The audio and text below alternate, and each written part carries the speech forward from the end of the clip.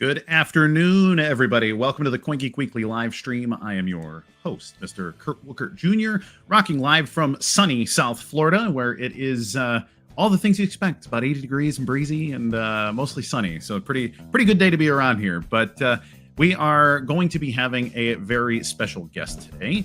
One of the first Bitcoin developers, arguably Satoshi Nakamoto's first friend.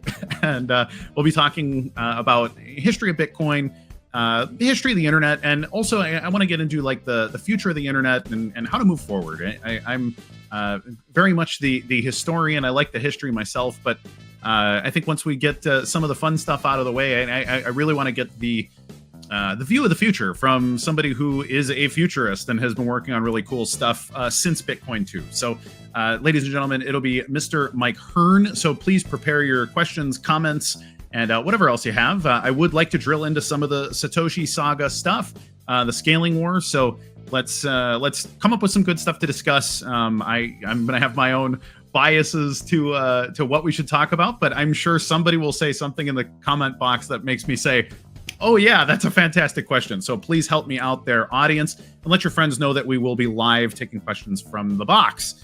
So it is Tuesday, which means also my latest article came out. I actually did kind of a quickie this week talking about how to send transactions over SMS using the new tool by Dan Wagner. Dan may be watching. So Dan, if you're watching, good stuff, really cool tool, nice onboarding tool for the Bitcoin ecosystem.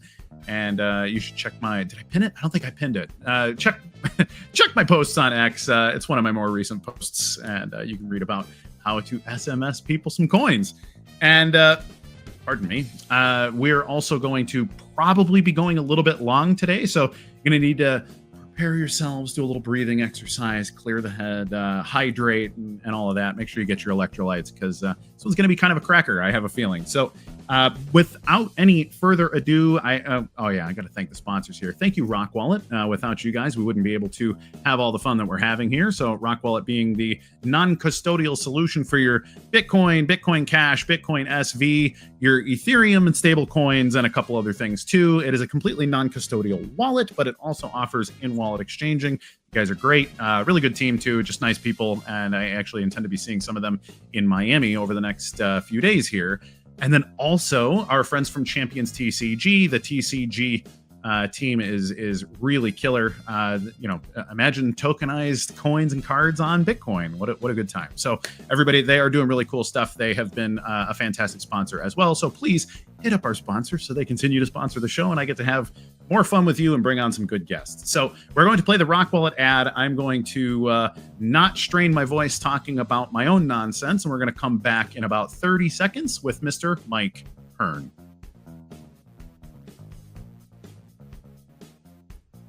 Where's the Rock Wallet ad? Did we lose him? All right, where's my producer? We may have lost him.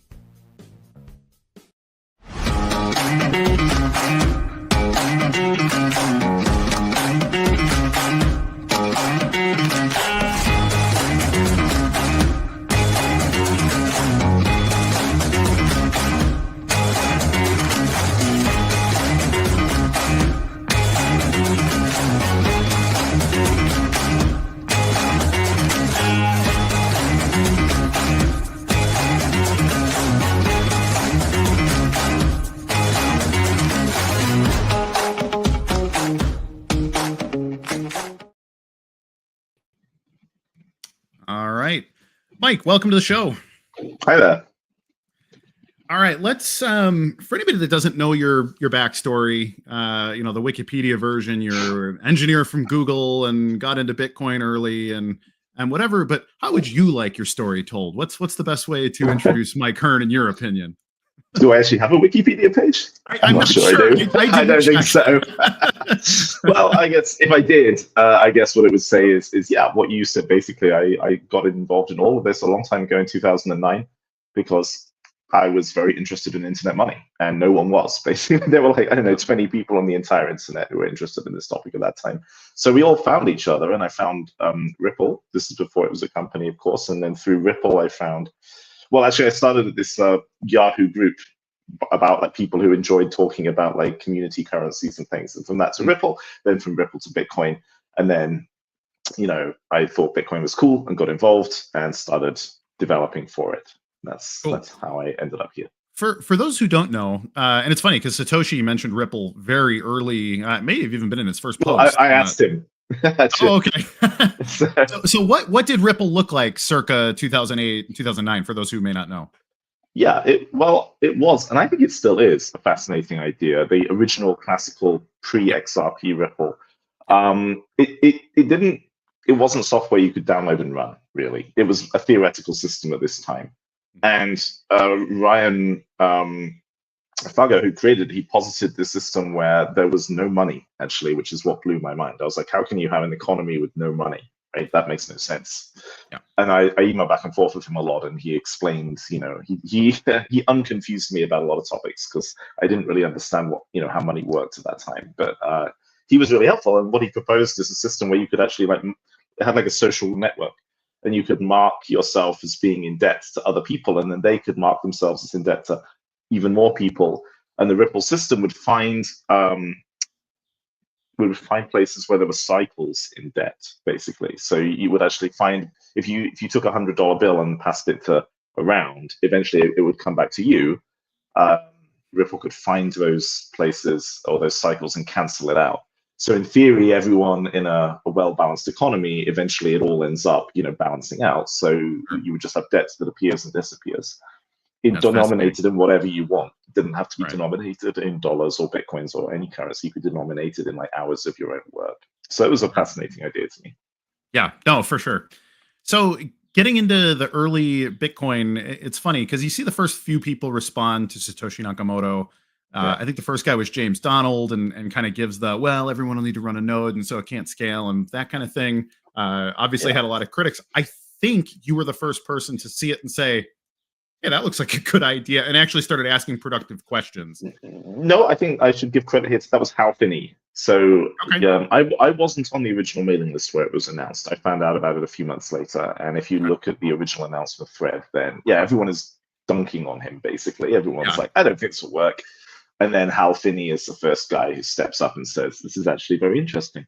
And Hal was interested because he had actually created his own digital currency as well. He was like one of the only people who had actually created their own internet money before Satoshi. His system was long since forgotten, but he created something that was very different to Bitcoin, but kind of similar in spirit. Sure. What was your relationship with Hal? Did you have a closeness? Did you even talk to him, really? I don't recall any specific interactions between you two on the record.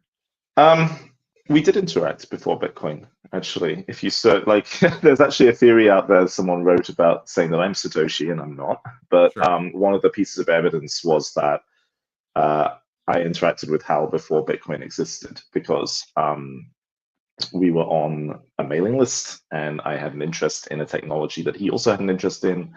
And we just sort of exchanged emails related to that. And then later, of course, Hal and me show up in the same discussions again, but this time related to Bitcoin. And eventually these two threads intertwine because actually the technology we were both interested in, I propose a project that uses it, and Hal makes it the last project he takes on before he dies. So we never met. We only ever interacted through public forums. But I knew his name for quite some years, and he knew mine. So getting into your experience at Google, the story is, well, you're a software engineer, but there's a lot of ways to be a software engineer at Google, I'm sure. Can you get into what was it that you did there, and what have you done since too? I'd really like to know. It's been 10 years since you've been a pseudo public person, really. So I'd love to know where that's taken you, just so we kind of know what's the state of the union over there. Yeah. I actually did three things at Google. For several years, I wasn't a software engineer at all there. I had been before I joined Google, but when I joined, they said, we have enough software engineers. What we really need are people who are going to be on call for our services and fix them when they break. And, so I got to be one of the guys who wakes up in the middle of the night to fix Google Maps when it broke. And I spent 3 or 4 years doing that. And that involved, writing some software, but mostly it was debugging. it was, this incredibly complicated system broke. Like, where did it break? Why did it break? How can I fix it as quickly as possible? Kind of work. And after that, I got tired of that eventually because I wanted to get my sleep and my weekends back. And so I switched to work on Gmail, and I did anti-spam on Gmail for a while, and then that sort of segued into bot detection. And Google still use the anti-bot system I designed today. It's still a core piece of their network protection system. So I did that, and I also did account security and things like that. And while I was there, I worked a bit on Bitcoin stuff, like in my spare time. Yeah. When it comes to anti-spam and anti-bots, was that a correlative thing? I know proof of work was invented basically for that. Was there any correlation there, or is it just circumstantial? No. So the system I'm talking about, the Google Bot Guard system, it doesn't use proof of work. It kind of does, in that it proves that you ran a program inside a web browser, which is difficult to fake. So it's kind of asking you to do a calculation that's hard to forge. But it's not a hash-based calculation. It's not a pure proof of CPU work. Yeah, but there was no. Well, the only thing that linked those two projects is that they both came out of really obscure interests, where everyone told me it was a waste of time, basically, because the botguard system is built on you create a JavaScript program and ask your spammer to run it. And so the conventional wisdom at the time was that this can never work because, well, the spammer will just reverse engineer the system. Right. And I thought, no, I'm not sure. I think, some of the techniques from the world of like DRM and video copy protection can be repurposed for anti-spam, which there's not an obvious connection between these two things. But I thought, I see a connection. And yeah, no one cares. It's like Bitcoin in the beginning. Nobody cared. And then I kind of like showed that it could work and pushed it through anyway. And after that, people were like, hey, this is great. So we'll adopt that. And yeah, like Bitcoin was in the beginning. Also, everyone was like, why are you interested in this? This is no relevance to anything. Yeah, funny. So since Bitcoin, I know you spent a good amount of time at R3, the Corda project. Is that still what you're working on, or? No, I left R3 some years ago. So I did Corda for about 5 years, I guess. And that was fascinating because it was the chance to take the ideas in Bitcoin and really elaborate them into my own system. I did most of the design work for Corda. And in a totally different context, right? Because in that project, we weren't trying to create a currency. It was like, can we use these ideas to help existing companies do what they currently do, but do it better?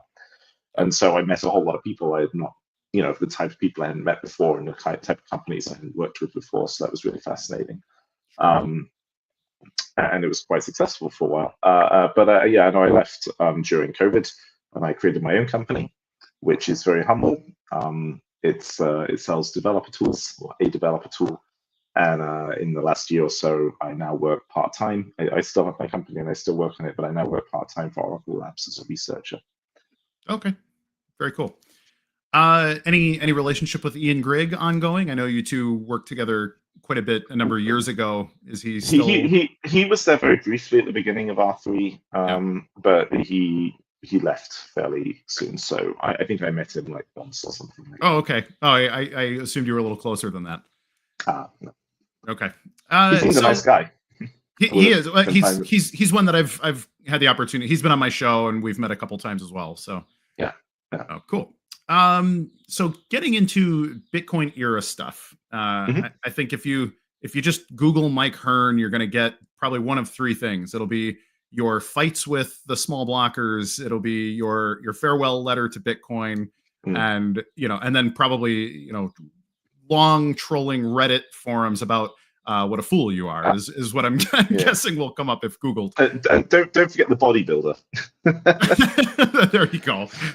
So when you think about Bitcoin and your initial response to it, like your questions to Satoshi showed a curiosity that I really appreciate. So they led to some of Satoshi's best responses. Is talking about we can scale faster than Visa with today's hardware, and some of these things that big blockers will quote these things, and they're out of context. Like, you may not realize that these are responses to your emails to him and things. Yeah.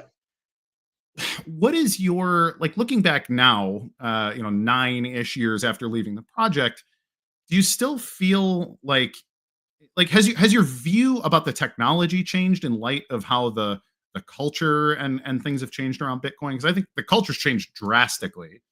Or the perception, like when people think about what is Bitcoin, most people aren't even asking these questions today. They want to hear about ETFs or what Michael Saylor is buying this week or whatever. But um, has your fundamental view, if you were to go back and put yourself in the shoes of 2009 Mike, do you still feel the same way about the basic questions about the technology, or have you sort of written it off, and do you not find the technology as compelling as perhaps you did?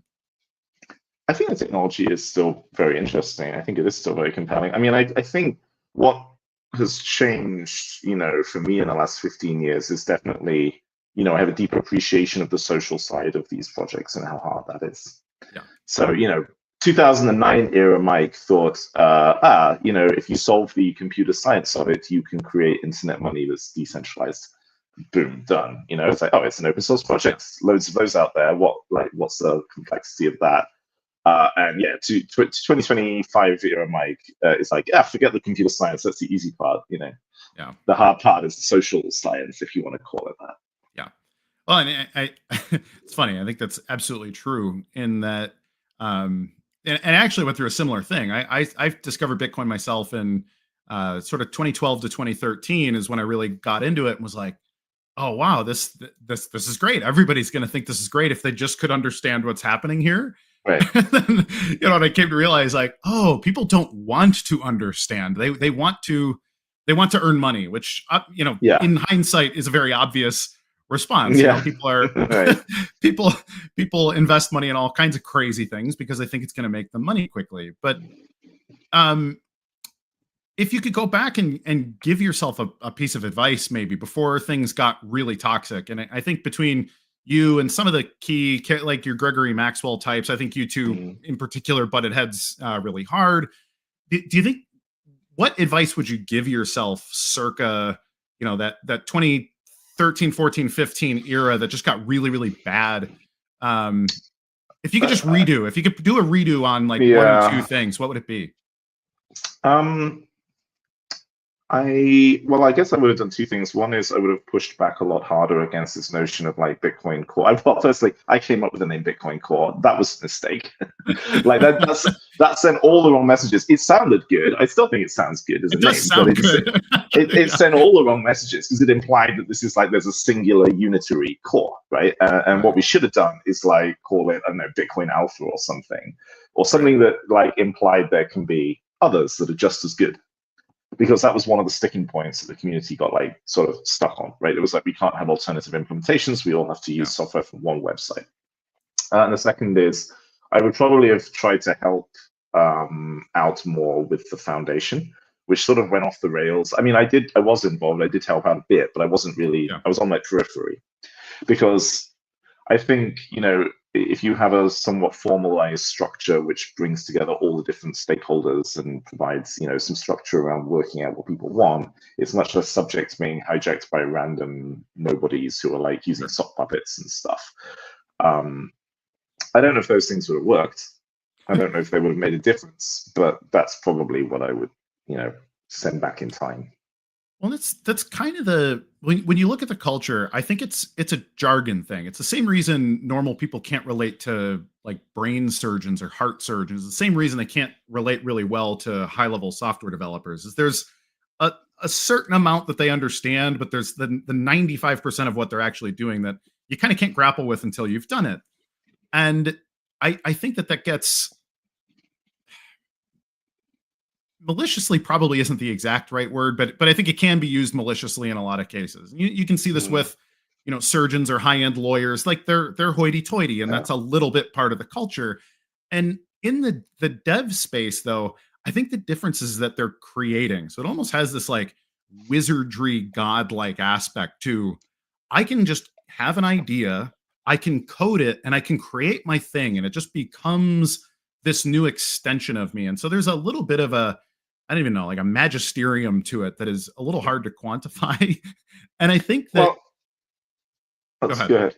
I just wanted to say that like it works to the favor of, well, we should just trust the core developers because ultimately the conversations that they're having are above my head. I can understand the first two arguments, but all the here's why it can't scale, and here's the sinking problem, and here, all these things that we got lost in, I think, in the scaling debate. Most people, I think, just felt unqualified to debate and then decided to just go with, I don't know, the majority seems like they feel this way, and I'm going to go that direction. Do you think there's a way around that from like a governance standpoint? Governance is another thing you've talked a lot about, especially in regards to the Bitcoin Foundation and things like that. Do you think that can be ushered in? Is that even possible at this point in the maybe even the whole blockchain space, or is it just a pipe dream? Well, I mean, something like the Bitcoin Foundation absolutely could have worked, right? It kind of fell apart with the specifics of who signed up and who was involved early and so on. But such foundations, exist for a whole lot of projects, and they kind of often do help. It's interesting you're using words like, magic, magisterium, wizard, this kind of thing, right? What you saw in that debate was definitely two sides, and the small block side very much leaned into that, right? They were like, you cannot possibly understand what we do. It's far too wizardly. And people like Greg actually, leaned into this notion of wizards and magic and magic internet money and all this kind of stuff. And then, you had like the people like me and Gavin and so on who were saying like, no, it's just software. Yes, there's some skill involved in C++ and all this stuff, but it's not magic. You can understand it too.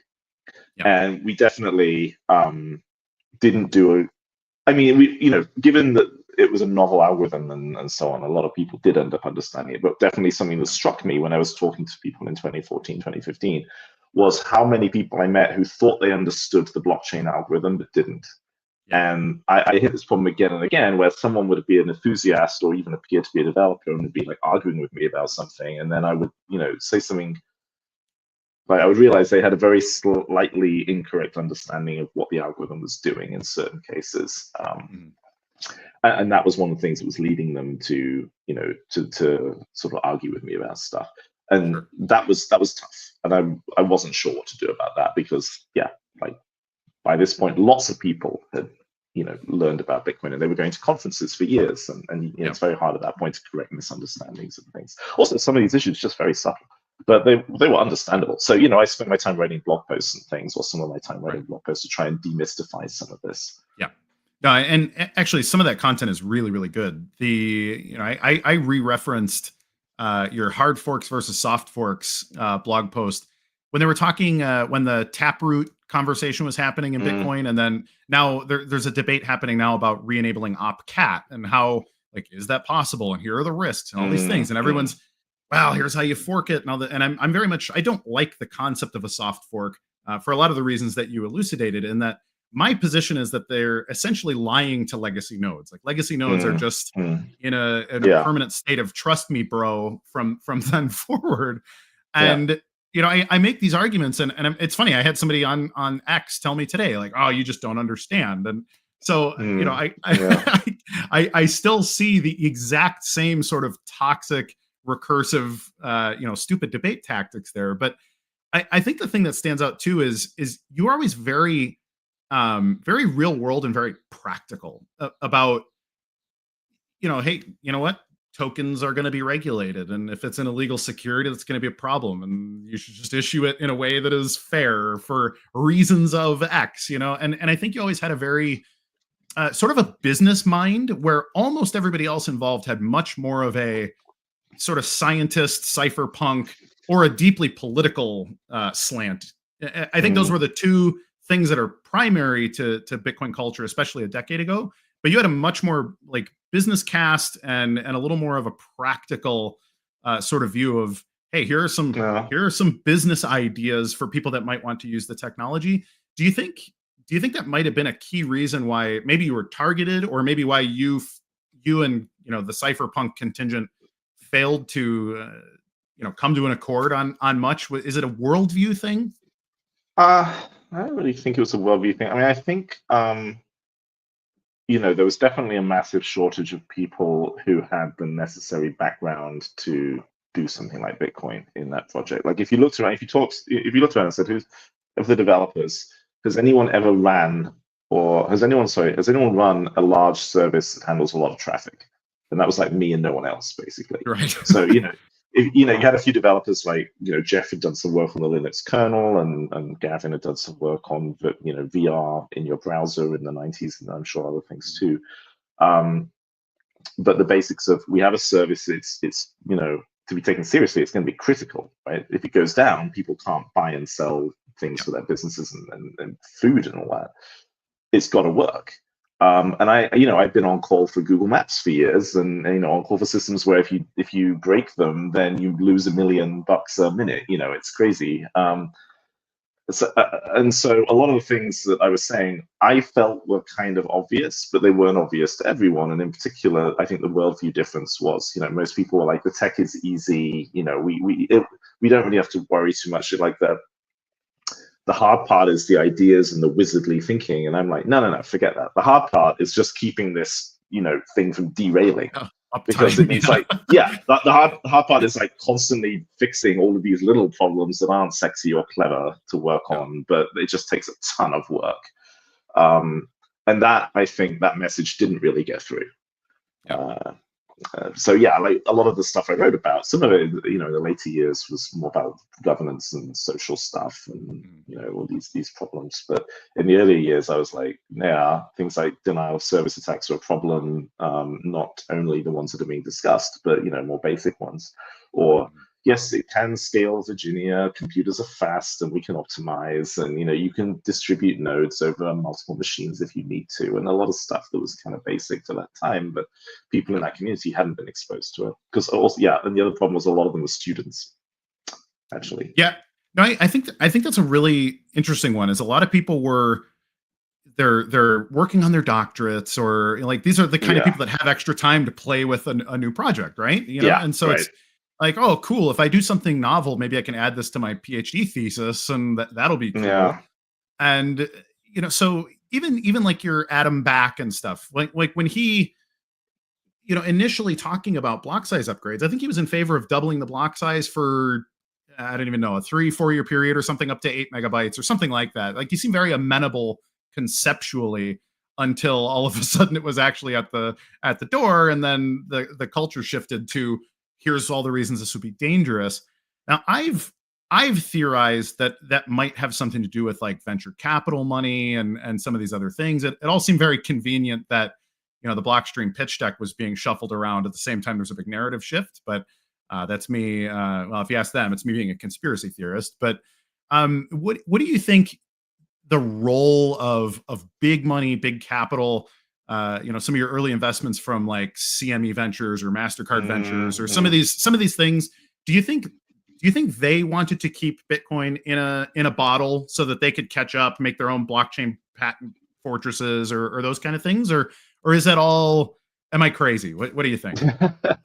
I don't think the investors had any kind of plan in that way, if that's what you mean. I think they just were like, this is cool. We've got, this is during the ZERP era, so there's just money everywhere. There's like, this is cool, there's things happening, let's spray money. I think, the Blockstream guys, it's very hard. I still don't know today, whether the chicken or the egg, which came first, because, some of them have been, before Blockstream existed, they've been making kind of small block type arguments. But then at the same time, others who had not been got hired, right? And then suddenly the money is there as long as they agree with their new boss. And so the money leads to their position, which leads to the money, which leads to their position. It's sort of circular, right? I don't know if you can disentangle these things. Certainly, an environment where you can create a business where you're like, I have no idea how we're going to make money. We're just going to fund Bitcoin core development, and then people give you money. That's enabling for all kinds of very academic, disconnected from reality kind of thinking and actions. So yes, one of the things that I think would have been, we should have focused on much earlier is this notion of like companies making Bitcoin implementations and selling them instead of it all being open source, right? Like there was a decentralized system does not require all the software to be open source, but we acted as if it did. Sure. Well, it's funny. So I run a mining pool, and that's been one of our major ethos things too, is that, hey, we'll take the reference client and we will optimize it for whatever our commercial goals are. Like, that just seems like a very obvious step. and something I've theorized that your major pools are probably doing anyways and just not talking about because drama. Oh yeah, I'm sure they are. I'm sure lots of people take that code and modify it. That's absolutely fine. I mean, I think we could have pushed harder on re-implementations from scratch, right? And said like, oh yeah, there's no reason everyone has to run Bitcoin Core, and there needs to be a process and a group structure where different implementations can coordinate on changes. And we should have set up that like competing market of implementations earlier. Sure. So looking at the way that stuff went, I always think of three guys, and it's you, Gavin, and Jeff seem like the voice of reason on the big block side. And you guys didn't agree on everything either, but I think looking at Gavin without criticizing him, because I don't want to criticize him. I like Gavin as a person, but I think his personality was a little too soft to be in the role he was in, to kind of be that lead developer role. And I think he was easier to bully than perhaps Satoshi would have assumed or whatever.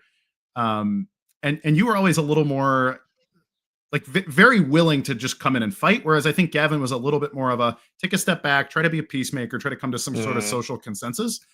Whereas I always, your responses actually always crack me up when I read long forum responses, always, because you tend to say what I'm thinking in that, like, all right, this guy's a jerk, this guy's a jerk, this guy's a jerk. And then you would pop in and say, hey, you guys are all being jerks. And I'd be like, okay, thank God, But Gavin never really had that attitude. Do you think things would have been different if, I don't know, and I don't want to put you in the, like, if you were the lead developer, Mike, but if somebody else who had a little bit more of a, maybe just managerial experience even, but someone that was a little more terse or a little more stern or had experience working with kind of a rabble, do you think things could have gone differently? That's a great question. I mean, I don't know. If you look at the open source projects that have succeeded over the long run, the people who run them do tend to be pretty, they often struggle to balance, being aggressive and just laying down the law and, being the sort of community builder type, right? The most obvious example of that is the Linux kernel, where, Linus is, sometimes been very much like flaming people in public, and other times he said, "Oh, I'm sorry, I'm too, bolshy," and it's just really hard. And I don't, at the moment he's actually getting flamed for the opposite reason. He's being, some people are saying, "Oh, he's not, he needs to step up and provide leadership over rust in the kernel," and he's just letting his lieutenants fight about it. So it's, leadership and culture and institutional design is like a way harder problem than I think any of us appreciated back then, right? And yeah, the difference between projects that work and projects that don't can boil down to very random quirks of individual personalities. For example, most obviously, if Elon Musk was not who he was, there would not be rockets that land themselves, right? No one else managed that. No one else thought it was possible. That's just like if he had died in a car crash 20 years ago, it just would never have happened. So, I mean, I think what I would have done differently is, I would have said, right, Bitcoin Core has one maintainer. If Satoshi put me in charge, I would have said that would have been me. Please fork, right?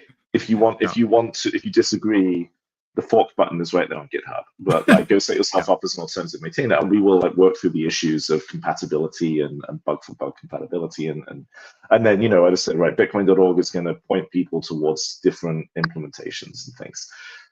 I understand why Gavin kind of panicked and were like, I'm just going to add a bunch of people to the repository with no clear structure, because that was very quick and easy to do. But it's not what I would have done. Yeah. To that point, I think Satoshi, it's funny when you see Satoshi early, he strikes me as this sort of hopeful, futurist, optimist type. He's got this very patient and seemingly very systematically thought through. It's almost like he figured the questions that would come, like he kind of already had prepared for. But then later Satoshi, you're sort of 2010 into 2012, which I think 2011, 2012, he didn't talk much to anybody anyways, but he seemed very short, consistently a little grumpier, and his last farewell, so sort of talking about like, okay, WikiLeaks, Julian Assange, like, hey, maybe we should stop talking about pirate currency or whatever. And, hey, thank your devs for doing a good job, but peace out was kind of the exit, which is a little bit of a like, okay, that wasn't a grand exit. But I've always sort of read that as kind of a deep frustration. And I'm wondering if you read that the same way, or if you had any thoughts on maybe where Satoshi's head was at or where his emotions might have been when he sort of bowed out of the project. Well, I mean, obviously we don't know anything about what was going on in his real life. I understand that kind of frustration, right? I mean, when the most enjoyable time in any project almost is when you're on your own and you're like laying down the beginnings and dreaming about what could be. And then, other people turn up and other people can be difficult to work with and, disagree on things, especially in a project as expansive as Bitcoin with such open goals. And you could see that, like, I don't get the sense, for example, when I was interacting with Satoshi, that he was a sort of gold bug, a kind of hyper enthusiastic Bitcoin Jesus kind of figure, right? He definitely wasn't. He was just sort of like, I'm going to experiment and see if people like what I built. And then, these very like evangelical people arrived and were like, oh, this is going to change the whole world. And a lot of personalities kind of don't want to be at the center of that, right? Sure. So I kind of understand. I mean, I backed out too. I was like, peace out, guys. I'm out. Yeah. So I do understand why he might have made that decision. Yeah. So it's interesting. I've always gotten that notion too. Is you get the people who say, oh, very obviously it's digital gold. He must be this big, Hayek Mises guy. And I also never really got that vibe from him. He seems very interested in payments to me more than anything, but then also sort of novel use of the system for other bigger ideas, mostly unstated, but he seemed to imply several times that, and then there's the other thing, like the big idea is to be revealed, but it kind of never happened. But did you have any sense of what else he may have cared about? Because I read into it myself. I always liked the idea of bootstrapping a new internet or having, optional public-private identity protocols or these kind of things where we can sort of disrupt the old world in novel ways. But, most people say, well, I think that's silly. But did you get any sense, or did you ever have a private conversation, maybe that hasn't been revealed or anything, but of those kind of bigger ideas, did he ever give you anything like that, hey, I really hope we can get to X? We did have a private conversation, but it didn't have anything like that in it. It was just like, I kept that one private so I could authenticate him if I ever meet him, basically. But he didn't say anything of interest to the community, so that's okay. So the white paper is quite conservative, right? And then in his messages, he was a little bit more, futurist and evangelical, but not a huge amount. I don't know. I don't think there was like a really big thing. I mean, he was interested in building applications on top of the protocol on smart contracts, right? That was kind of like the big thing that I think he wanted to explore next. Beyond that, I don't think so. I mean, what were you thinking of when you said he had a? He talks about like bootstrapping tokens, like the kind of stuff that seems very trivial today because everybody does them. But he talked about creating secondary tokens that you could drop into, I think he specifically said, use in an adult site for extra privacy or some of these other things. Like, I think a lot of this, these discussions came out of people asking, what can we do with these contract features, or how can we achieve X or Y? And then, he would go away and think about it and come back with like, well, actually, you can use the protocol in this clever way. I don't think he cared all that much about any individual use case or application beyond payments. But if other people asked, he was happy to explain how to do it. Yeah. You were mentioned quite a bit in the Hijacking Bitcoin book. Have you read the book? Yeah. Okay. What was your take on the book in general? I think it's good the book exists. I mean, I felt it was pretty good. I agreed with most of what was in it. I suppose it should be obvious. Yeah. I felt like it was very much, I wasn't sure what would happen if I gave it to someone who, well, actually, I am sure what would happen, because I actually asked for it for Christmas from my parents, and then it turned out my dad read it before he like wrapped it. So oh, funny. He wanted to know what was going on, and he was never, my parents had never really, dug into Bitcoin deeply. They don't really know that much about it. So that was interesting that he read it. I felt it was quite like this happened, then this happened, then this happened, then this happened, right? It didn't really like build a wider narrative, I felt. It was very much a historical retelling of events, and then a kind of like, Edward Gibbon, the rise and fall of the Bitcoin empire, the decline and fall of the Bitcoin empire would be a different kind of book, right? And there's probably scope for, well, there are so many books on Bitcoin right now, actually, but there's probably a scope for a more magisterial take on events, right? Yeah.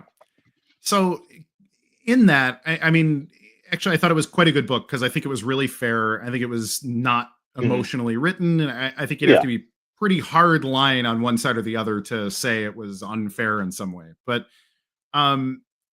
it also played a little bit like a Bitcoin Cash commercial, which to me, doesn't like it. I think it took away from it a little bit. But I'm curious, how much have you followed sort of the big blocker fork stuff that's happened, like your Bitcoin Cash, your BSV, and sort of like, hey, here's the broader stuff, like what Bitcoin is capable of. Have you kept up on much of that, or is it outside of your interest at this point?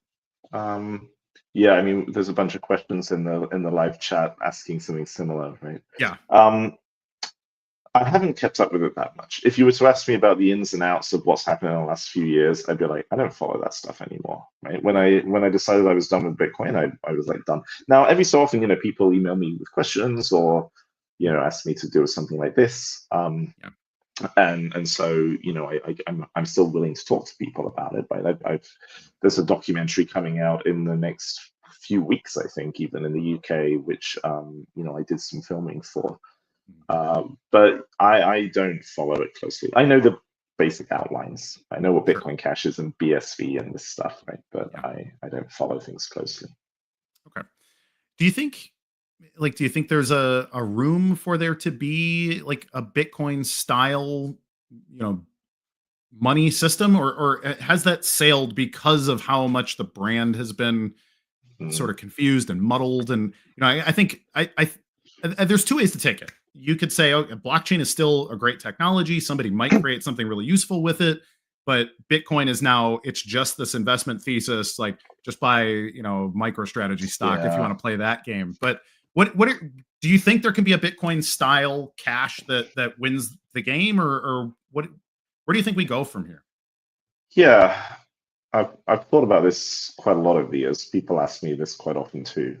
It's really hard to see how the Bitcoin brand itself actually takes off again as real money. It could happen though, and the brand is so well known. I guess if any of these coins take off, it would be something that has the word Bitcoin in it. It might be Bitcoin Cash or whatever. I don't know. Yeah. That said, there have been places in the world where there's been a ton of pressure to use it, like in Argentina, right, with the inflation, and a bunch of places where we used to say, oh, Bitcoin would be useful in these places, and it would have been, but it still didn't take off. And I think, just the difficulty of people like working out, oh, I bought the wrong kind of Bitcoin and now I can't send it with my wallet and stuff. That makes it really hard.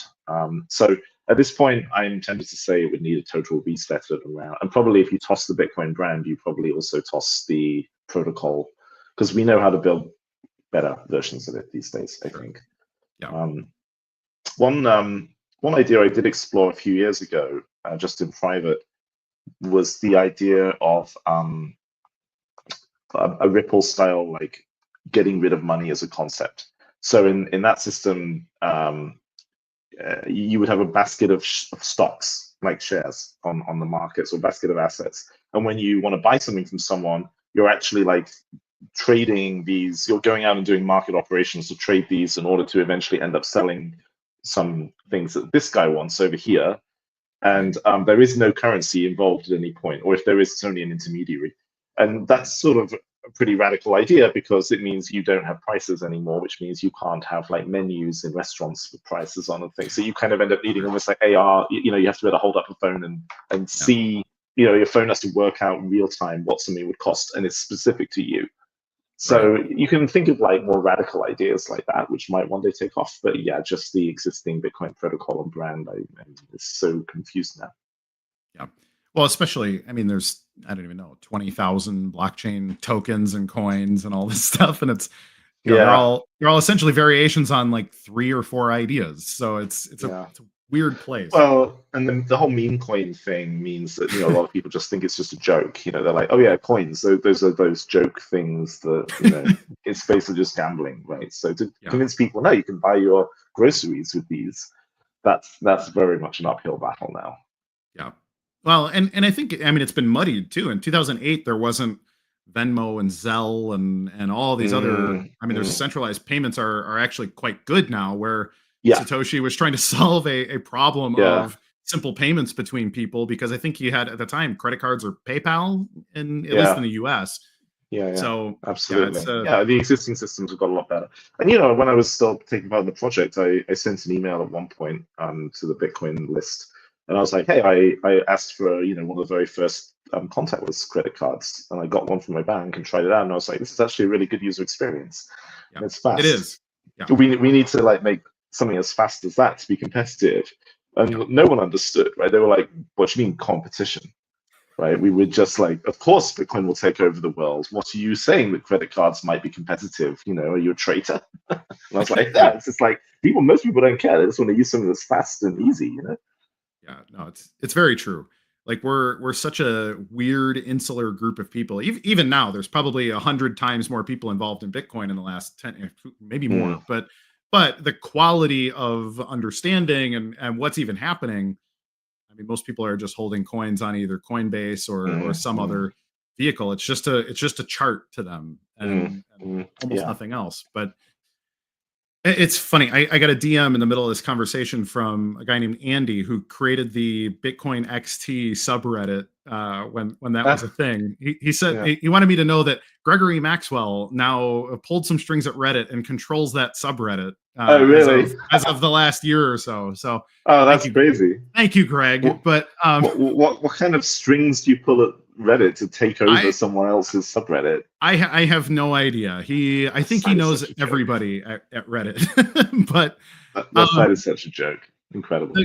It is, but he's wondering if, when there was that period, he says like 20,000 people joined in the first couple of days over on that Mm, hub. There was a mm, lot mm. of excitement. Yeah. What do you think the actually happened? Like the rug pull on that stuff? Like, you were DDoS attacked. Well, it's Mm. speculated it was you. Your whole ISP got DDoS attacked and taken offline, and a bunch of these things. I think you used the word terrorism in describing what happened there. I may be I don't recalling I that. don't I don't remember That might be using that me. word. It may have been me that Yeah, said that or thought it, but that could be. but Yeah, it wasn't me whose ISP got taken offline. It was some guy in New York. But yeah, I mean, there were a bunch of people. I mean, I think so. One of the interesting things, one of the interesting conversations I had in the early days of designing Corda was with people who worked at Barclays Bank. And they were like, yeah, okay, so these algorithms are cool and it's a nice design, but like, who's going to set up the network? And I was like, oh well, we've got this we've got this network, and it's going to be a peer-to-peer network on the internet. And they're like, no way, right? Who's going to set up the physical network with like the cables? Who's going to arrange the right, fiber links? And they were like, we're not running anything on the public internet. That's insane, right? That would be like DDoS madness. We need a sure, dedicated links, which is of course how banking currently works, which is why you can't DDoS a bank website and shut down a payment system in a country. I think I think what the whole XT events revealed is just how thin ice Bitcoin was skating on was, sure, because anyone could have done that at any moment, right? And it didn't have to be internal fighting. It could have been someone external who just shuts down the Bitcoin community and says, "Hey, yeah, when I turn it off, I'm going to expect to have a lot of coins in this, in this address. yeah, Otherwise, I turn off the peer-to-peer network." And there was no real defense against that at that time, mhm, right? This is again one of those things where if there had been a strong foundation, as I mean, a foundation organization that was strong and well run and yeah, competent, then they could have done things like set up dedicated links between exchanges, and they could have started building out a core network that wasn't the public internet. And that would have made things look very different. But yeah, it just wasn't done.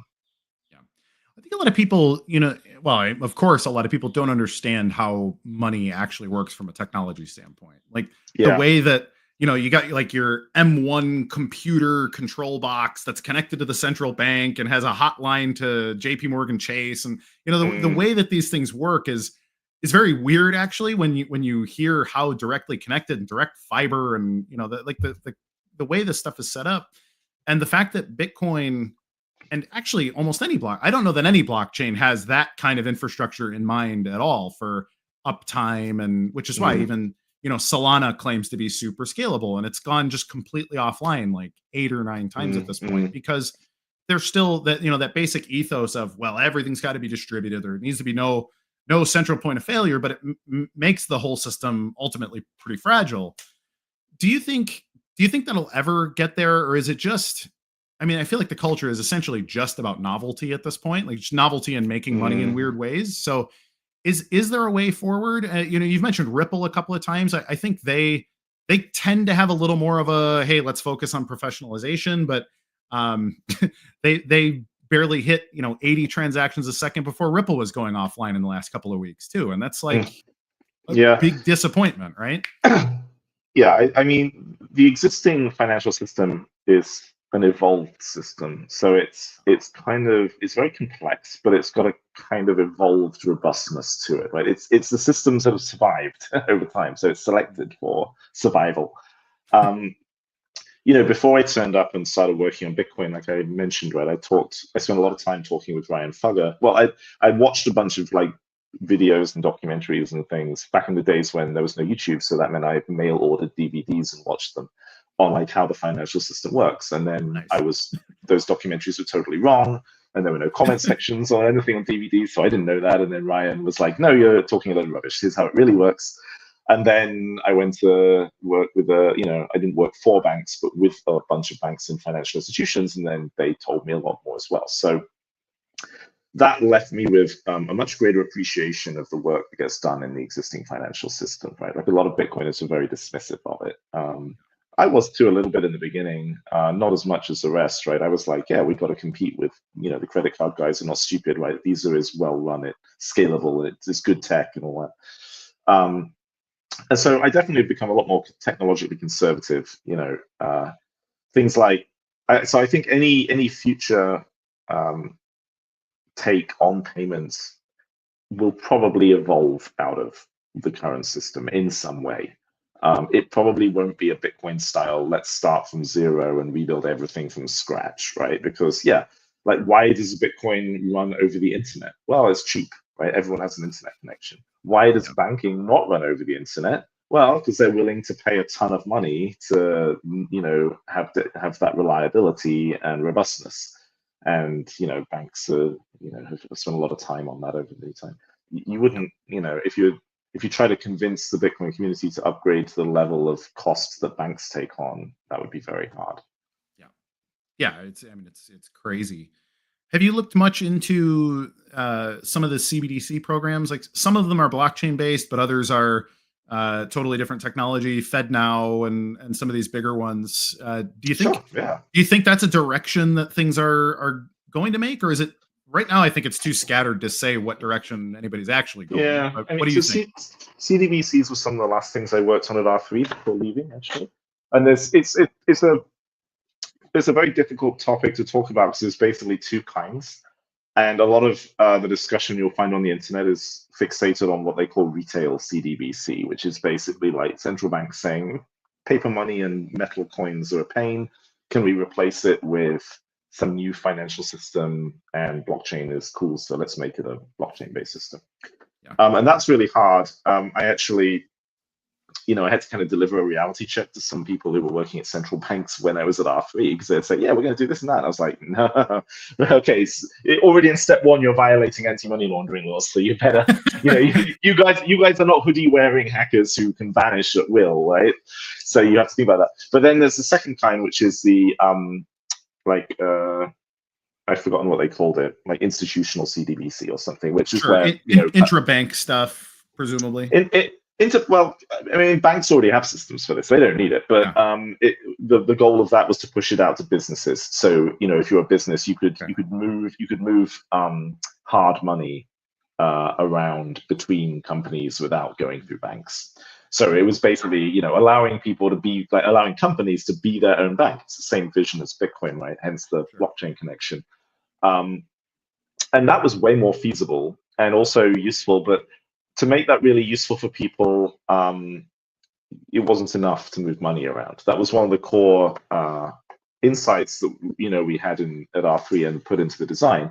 You've got to be able to update. The benefit actually comes from when you can move money and atomically update some other database in one transaction. So either the money moves and the asset is updated to have you as a new owner, or neither happen, but you can't have the money moves and then the asset isn't updated, or the asset is updated and the money doesn't move.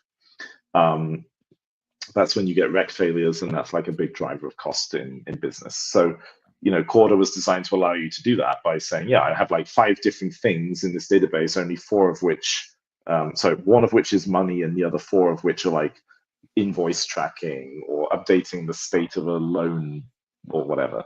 And then you could update all of them at once. Now, I don't keep track of CDBC projects anymore, but that was kind of the thing we were working on. Yeah.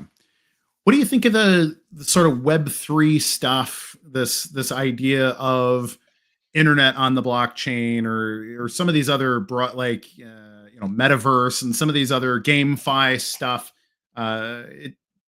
Again, these are over the last 5 years. I think people looking for, okay, how can we actually make this stuff useful or valuable? I think they're some of the only actual genuine attempts at building real businesses on blockchains. But do you think, what do you think of them conceptually, and where do you think that kind of thing is going, if anywhere? Yeah, I mean, I don't know anything about people putting the metaverse on the blockchain, but I can imagine that people have tried, because there's clearly been it reminds me of these old video games, like the Escape from Monkey Island or Day of the Tentacle, where you would have this big pile of objects and then you've got a puzzle and you're like, maybe if I try the bucket with the broom, maybe something happens. So you just try combining random things together to see if that unlocks the next stage. And some of the Ethereum-based stuff sometimes reminded me of that. Now, like I said, that there's absolutely use cases for this kind of stuff. And we, in R3, we had this huge pile of use cases and all kinds of different customers coming and being interested in things, but they were pretty dry, right? They weren't cool, I'm going to do metaverse or I'm going to do games. They were we've got this paper-based process and we want to digitize it in a way that, doesn't create a new centralized middleman, and can you help? Corda had in common with Ethereum this notion it had multiple applications running on one system, and they could interact and move money around as part of their operations and stuff. So that definitely useful things you could do that. But the enterprise blockchain space has a whole other set of difficulties, that are different to the public space. Yeah, it's funny hearing about paper processes. I gave a presentation to I forget what they were called, but it was some consortium of paper check writing companies. And they were explaining how they receive them, they mail to some central place, and they get scanned into a mainframe from the early 80s and processed. And this is still what's going on. And I explained to them how, in theory, you could have at the point of sale that check becomes a token that is then transferred, and hey, here's how you could use the blockchain to speed your stuff up by 99.9%. And they enjoyed the presentation, and then basically said, well, if you can find a developer that could make it interact with the mainframe, maybe we could have that discussion. Which was ooh, okay, well, what happens when your last developer dies? Is the company gone? Or it's very interesting. Even when they're not mainframe, even when it's not legacy tech, right? It's a lot of times, a lot of these things stay very old or paper-based, and there's still a remarkable amount of just paper-based processes out there. For sure. Because digitizing it would create a middleman, a centralized system who would then have all the participants by the GUIs, right? So they prefer to stick with paper because paper is decentralized.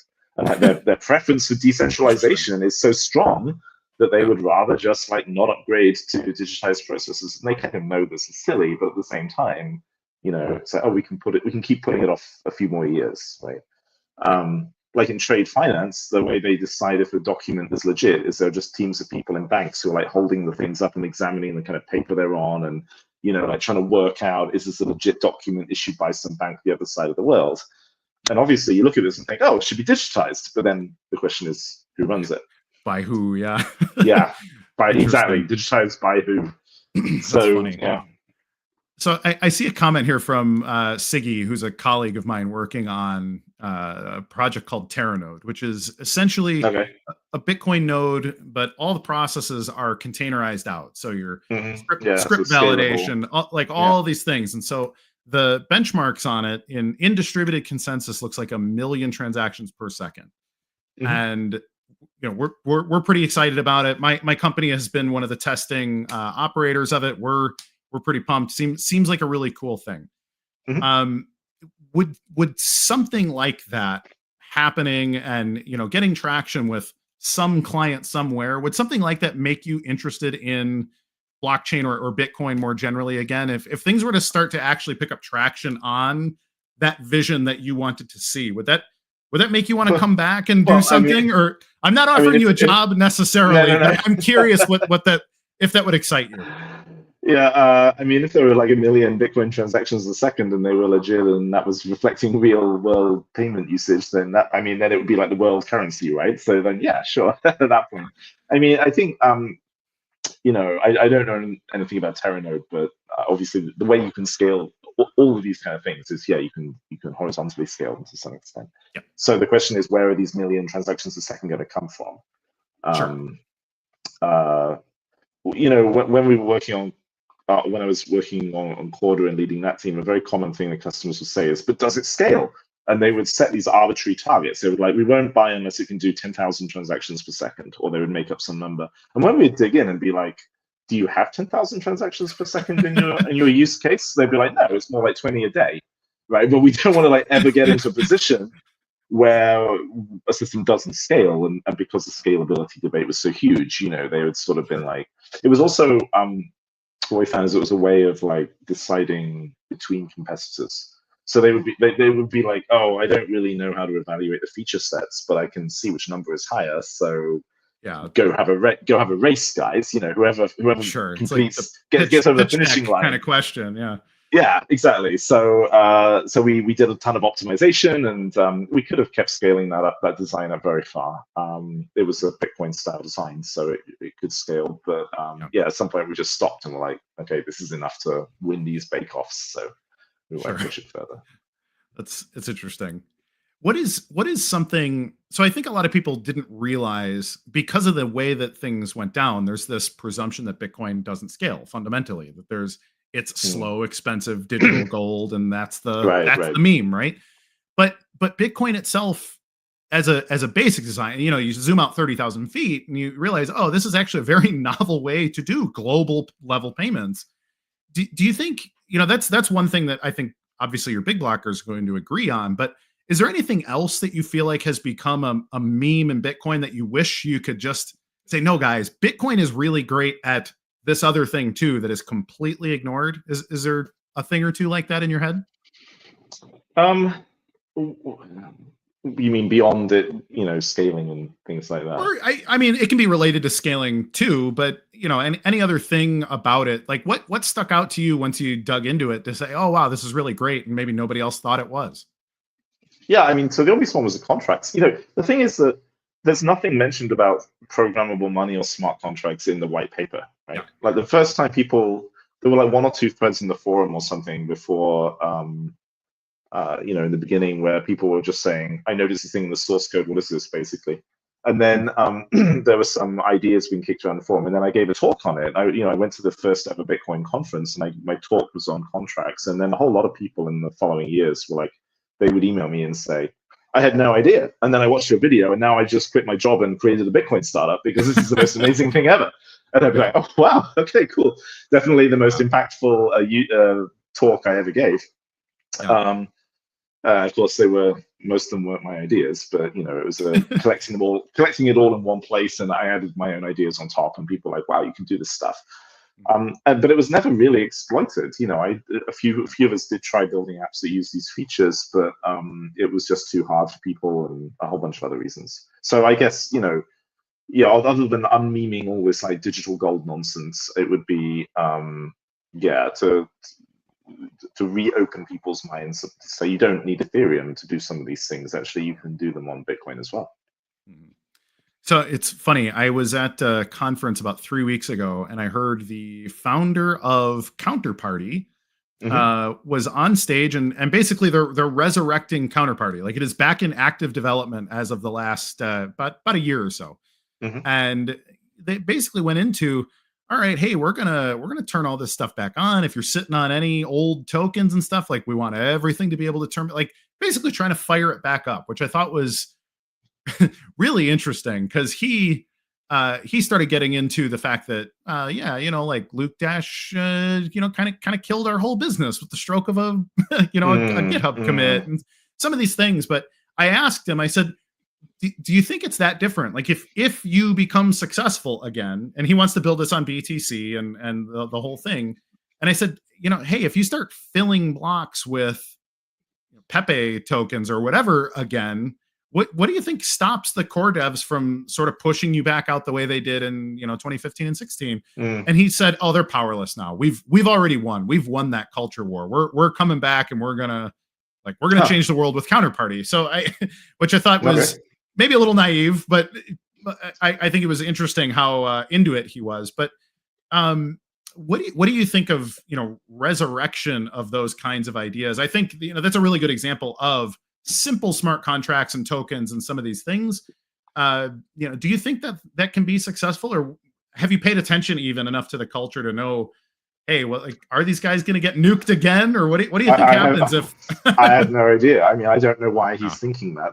As far as I know, nothing has changed. It's a stagnant. The main Bitcoin blockchain is a stagnant system, and you don't even know who controls the website still. So. Sure. I don't know why he thought that, but I presume he has reasons. I wouldn't, wouldn't argue with him about that if he thought it was the case.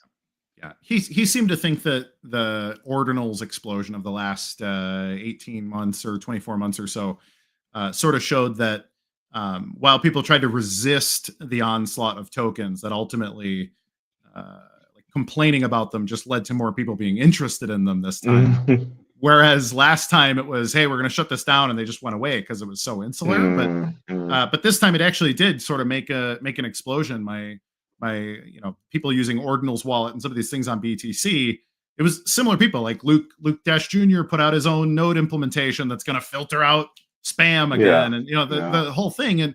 But ultimately, most of the culture laughed at him this time, and people are like, hey man, I'm willing to pay $500 for a transaction to send my token around. But it was kind of an interesting pivot. It reminded me of a few folks like yourself to say like, oh, okay, interesting. They're gonna fight back this time, I guess. Okay, well, more power to them. Let's see if it works.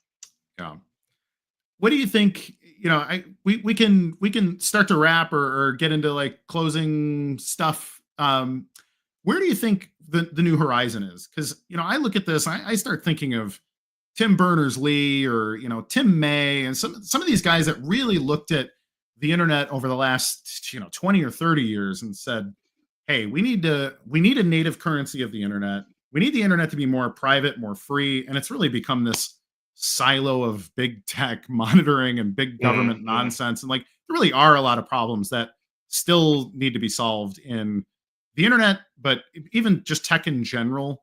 Where do you think that kind of stuff is going? Like the AI boom, the the crypto bubble, all this stuff. Do you think this stuff consolidates to a big win for like the next phase of human evolution or anything so whimsical as that, or do you think we've made too many bad decisions? Like, what do you think the next decade looks like for us? Yeah, this is so fascinating. It's such a fascinating topic. So the obvious the obvious next problem that we're going to hit, right, as a sort of society is we have these LLMs and other AI tech, which are capable of amazing things, but the that's coming at the expense of two things that have been completely critical in the last 30 or 40 years. One is, people creating content because they want to get something out of it. They create a website, they put some ads on their website, they get some interested readers, and then that's what made it worth it to them. And the second is search. And now what we have is like, if LLMs are searching the internet and reading stuff for you, then no one's seeing the ads. The people who put content out there are getting nothing out of it. And in fact, even the search engine can't fund itself because people don't see ads on the websites nor on the search engines. So at the moment, there's this huge question mark, which is, if we switch to using LLMs to answer our questions, I mean, I hardly use Google anymore. Why would anyone create new content, right? But we must have people creating content because that's what makes these AIs useful to begin with. And so it strikes me that, the interesting thing about the AI business model is people are proving they're willing to pay for it. So that's one thing. And then you can imagine, some of these lawsuits that are working their way through the system now are turning into, well, maybe you cut the content creators in on the revenue. So you can imagine a totally different internet in future where instead of it being powered by advertising, it's largely powered by micropayments of some kind. And then this kind of loops things back around. So like, well, the existing financial system, it has a lot of benefits and a lot of other things, but yeah, like very fast, small, efficient payments is still something it's not great at. Contactless cards are the best. You can do that now. They've driven down the overheads, and they've made micropayments possible basically with contactless cards. Yeah. But if you just want to do it between businesses, that still basically doesn't work. Yeah. So, going forward, there seems to be a gap in the market for someone to say, yeah, we need a way to move small amounts of money around between, users, AI companies, and websites, basically. Yeah. You can imagine a future web is like almost entirely, you can imagine like websites in the future would be like almost entirely devoid of visual design. They would be devoid of adverts. They would just be like text, right? And like occasional images, like kind of like the internet goes back in a giant circle to how it looked in 1991. That's the internet that I started with. Yeah. Yeah. It just goes around a giant loop, right? And then, but this time, we end up in websites that look like websites in 1993, but with this financial substrate, which means that when you send your personal agent out to gather information, part of the money is being spread around, and the people are able to monetize that. Yeah. I think that's entirely plausible as a way to go, and no one's even talking about it as far as I know, or maybe they are. No one's really working on it because stuff like Bitcoin has given up on micropayments, and Ethereum also changed the protocols in ways that made it scale much less well. So maybe Terranode can find a niche in something like that where you could resurrect this as a kind of coin for AI companies to distribute the money. It's funny because that's one of the key things that I think is going to happen. So like my tech futurism penchant is a little bit on like integrated with things like IPv6, and so that you can have payments that are sort of bypassing the current crappy, slow internet problems.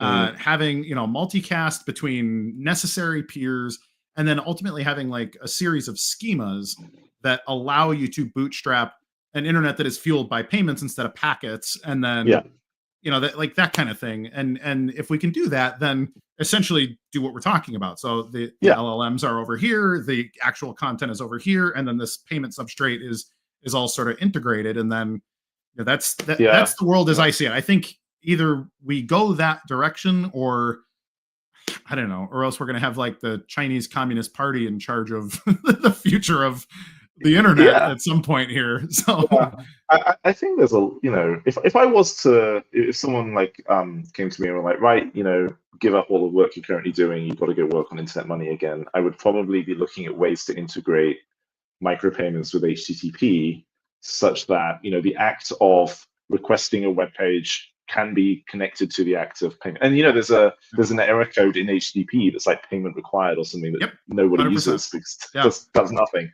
Yeah. And then the result might be that it settles up on a peer-to-peer network, or it might be some other mechanism. and yeah, I'd go around like integrating that into web servers and stuff. And I think that there's definitely a gap in the market for something like that today. I should connect you to, and we can talk about this offline somewhere, but I should connect you to my buddy Siggy. He's working on the really low level stuff that I think someone with your experience, I think you guys would have a great conversation. So I'll make that happen. So and Mike, closing thoughts, anything you want to leave us with? Maybe Satoshi hints or riddles or anything else? What would you like us to go with? I don't know. I mean, do you want to take some of the live questions? I mean, we've done one, right, from your friend. I've been kind of reading. I've been letting them inform my own questions a little bit. So all right, yeah. Okay, that's good. Then they've been summarized, some of those. Yeah, I'm sure there will be a few people mad at me that I didn't put their question up. But I mean, I suppose, on the topic of Satoshi, the fascinating thing, right, is that he's maybe one of the only people ever who's proven you can make something that becomes worldwide famous and stay hidden, despite God knows how many people have looked for him. And I think that is maybe going forward. I mean, Bitcoin has not taken off as a replacement for regular currencies, but just that legacy might be in the end more impactful than the actual software he built, which is a fascinating idea to me. I like that very much. Mike, thank you for your time. It's really been excellent. It's been an honor. No problem. I've been writing your name and speaking your name in the context of history for about a decade. So it's really nice to finally meet you here. Are you London based? Because I'll be in London in October for a conference. I would love to have you out or buy you a drink or something if possible. I'm actually living in Switzerland, but I go back to the UK from time to time, to see friends and family. So sure. All right. Zurich area, perchance? Yeah, it is Zurich. Yeah. Oh, okay. Well, I go to Zurich about once a year too. So I'll let me know when you know. Yeah, no, it'd be great to meet up, shake your hand, and I'd love to buy you a drink. Well, I'm always happy to get beer. So let's do it. Delightful. Right. Thank you, Mike. It's been a pleasure. Have a great day. Yep. All right, everybody. So that was Mike Hearn, one of the first Bitcoin developers, one of Satoshi's really only true friends. Satoshi had a lot of enemies and a few allies. I think Mike was closest thing to a friend. Among the very small group of people that I think could have gone so far as to say that he was a friend. Mike, I think, stuck up for Satoshi in the ways that he deserved to be stuck up for, and that's something I think he can be proud of. So everybody, thank you for watching. It's been a long show, but I think it's been a fun one. If you could share with your friends, like, subscribe, hit the alert bell, let our technocrat overlords know that you prefer our content over the others. Maybe the LLMs will decide that we deserve success in our lives. But everybody, I think if there's one thing that really stands out to me about the whole thing and talking about the Bitcoin civil war and all this stuff, it's that we many times, out of our passions, we fail to be good to each other, and we fail to see each other's humanity and try to solve problems that ultimately benefit us all. And I think if you get past the drama, most of us really just kind of want to do the right thing, whether that's selfish or unpleasant or whatever to some of us based on our values. That's where most of the stuff comes from. And I think looking back, over the last 15 years of Bitcoin drama, I think it's been a big failure to be good to each other from a lot of people that probably mostly wanted to do the best thing for the world as a whole. So everybody, thank you. It's been a delight. I bid you adieu, and we will see you next Tuesday at 2 p.m. Eastern Standard Time, just like every single week for the CoinGeek Weekly live stream. I am Kurt Wilker Jr. Good day.